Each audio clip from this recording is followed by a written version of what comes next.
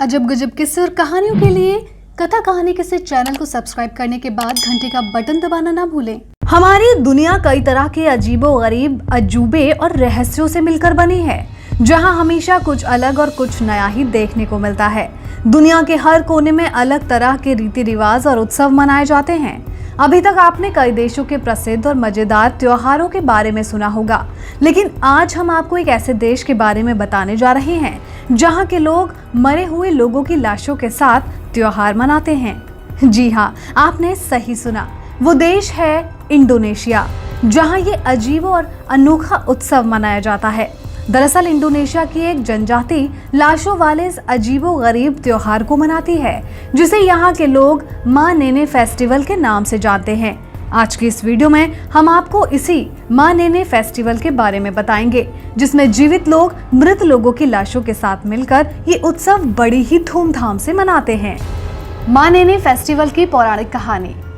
Indonesia में मनाया जाने वाला इस लाशों के त्योहार का इतिहास बहुत पुराना है। आज से लगभग 100 साल पहले इंडोनेशिया में इस माँ नेने फेस्टिवल की शुरुआत हुई थी। इसके पीछे एक बहुत ही मजेदार कहानी है। इंडोनेशिया के सुलावेसी द्वीप के लोगों के मुताबिक 100 साल पहले बरप्पू गांव में टोराजन जनजाति रहा करती थी, जो शिकार करके अपना भरण पोषण करती थी। एक दिन इस जनजाति का पोंग रुमासेक एक नाम का शिकारी जंगल में शिकार करने गया। शिकार के दौरान उसे जंगल में एक लाश दिखाई दी, जो बहुत ही सड़ी और गली हुई थी। शिकारी ने लाश को अपने कपड़े पहनाए और उसका अंतिम संस्कार कर दिया। कहते हैं कि ऐसा करने के बाद उस शिकारी का जीवन बदल गया। उसकी बदहाली खुशहाली में बदल गई। उसके जीवन में सुख समृद्धि आने लगी।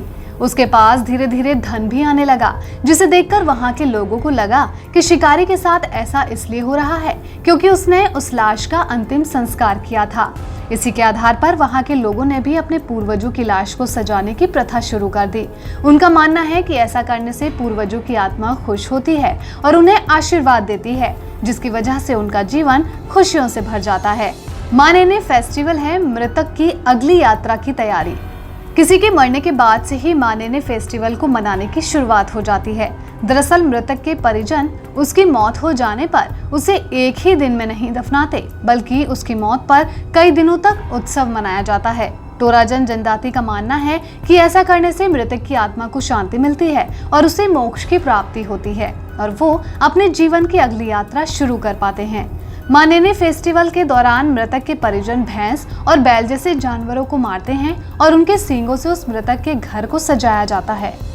दरअसल ऐसा करने के पीछे एक खास वजह है। इस जनजाति के लोगों का मानना है कि जिस मृतक के घर में जितने ज्यादा सींग लगे होंगे, उसकी अगली यात्रा उतनी ही आरामदायक और सम्मानपूर्वक होगी। हर 3 साल में लाशों को बाहर निकाला जाता है। कुछ दिनों तक त्योहार मनाने के बाद मृतक को जमीन में दफनाने की बजाय उसे एक लकड़ी के ताबूत में बंद कर दिया जाता है। यदि किसी शिशु या 10 साल से कम उम्र के बच्चे की मौत हो जाती है तो उसकी लाश को पेड़ की दरारों में रख दिया जाता है। मृतक के शरीर को सुरक्षित रखने के लिए कई तरह के अलग अलग कपड़ों से लपेटा जाता है। व्यक्ति की लाश को केवल कपड़े ही नहीं बल्कि फैशनेबल चीजें भी पहनाई जाती हैं। उन्हें अच्छे से सजाया धजाया जाता है। इसके बाद मृतक की लाश को लकड़ी के ताबूत में बंद कर दिया जाता है और फिर पहाड़ी की किसी गुफा में रख दिया जाता है। ताबूत के साथ एक लकड़ी का पुतला भी उसकी रक्षा के लिए रखा जाता है, जिसे वहां के लोग ताऊ ताऊ कहते हैं। इस जनजाति के लोगों का मानना है कि ताबूत के अंदर रखा गया शरीर मरा नहीं होता, बल्कि वो बीमार है और अभी सोया है, जिसे गुफा में सुरक्षा की जरूरत होती है। इसलिए ताबूत के साथ लकड़ी का एक पुतला रखने की भी परंपरा है। फिर लाश के 3 साल हो जाने पर उसको ताबूत से बाहर निकाला जाता है। उसे दोबारा नए कपड़े पहनाकर सजाया जाता है। इतना ही नहीं, यहाँ के लोग ताबूत से निकाली गई लाशों के साथ बैठकर खाना तक खाते हैं। भले ही ये सब सुनने में थोड़ा अजीब और डरावना लग रहा हो, लेकिन इंडोनेशिया की जनजाति के लोग इस उत्सव को बड़ी ही धूमधाम और हर्षोल्लास के साथ मनाते हैं। इस तरह हर 3 साल में मृतक की लाश को बाहर निकाला जाता है। उसे सजा धजा कर उसके साथ माँ नेने फेस्टिवल मनाया जाता है। कई साल गुजरने के बाद जब लाश हड्डियों में बदलने लगती है तो उसे विधि विधान पूर्वक जमीन में दफना दिया जाता है। तो है ना अजीब किस्सा। इसी तरह की वीडियोस देखने के लिए कथा कहानी किस्से चैनल को सब्सक्राइब करने के बाद घंटी का बटन दबाना ना भूलें। वीडियो पसंद आए तो कमेंट करें, साथ ही इस वीडियो को शेयर करना ना भूलें।